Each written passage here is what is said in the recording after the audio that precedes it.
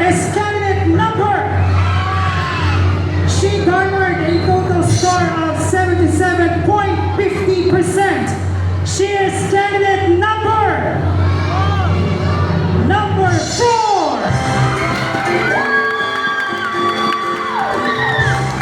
Ang ganda niya. One of the most beautiful ay,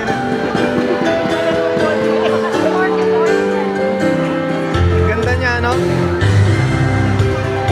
One of the most beautiful contestants dito sa ginaganap ng Miss Teen Campino 2024. And she is now crowned as 4th runner-up.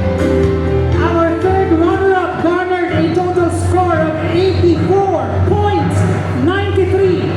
This year's third runner-up is candidate number 3.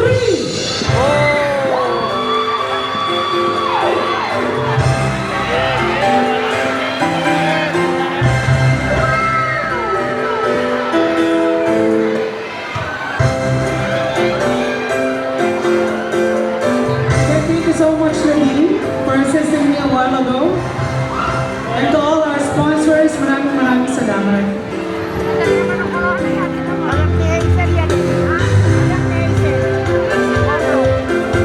Our second runner-up garnered a total score of garnered a total score of 89.39%. This year's second runner-up is candidate number 6.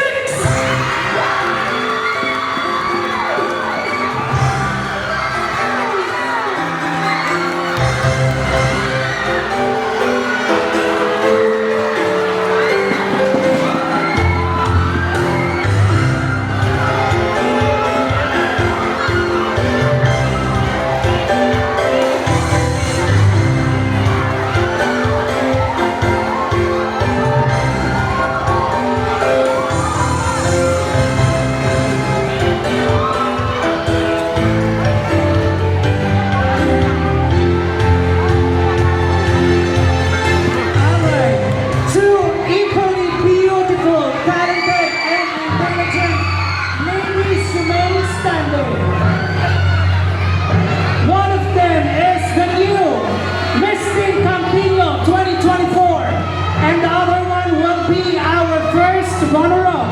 Ang unang number pong tatawagan ay this year's title holder. Ang unang pong a-awardan ay ang first runner-up. Okay, unang awardan, first runner-up. Ang tatawagin ko po ngayon ay ang title holder.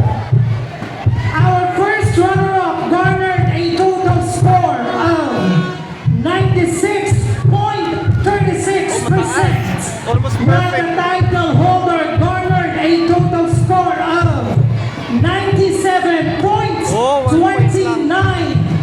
Thank you so much, CRT, our official tabulator, for the quick results. And the new Miss Teen Campino 2024 is, congratulations, candidate number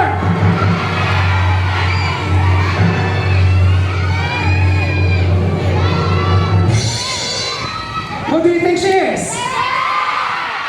The new Bini Bini or Miss Teen Campino 2024 is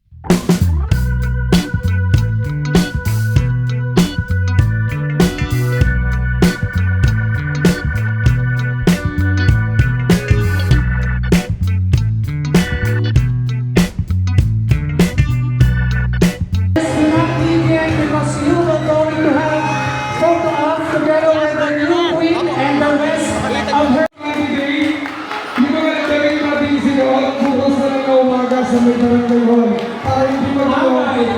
Thank you, judges. Maraming salamat. Barangay Councils, come on. Barangay Councils, kayo po. Ulitin ko ang mga dyan na nakakadinig. Bukas sa tayo mga magsoli ng gamit para hindi tayo magtunas. Salamat. Kuya J.I. TV. Thank you so much. Ito.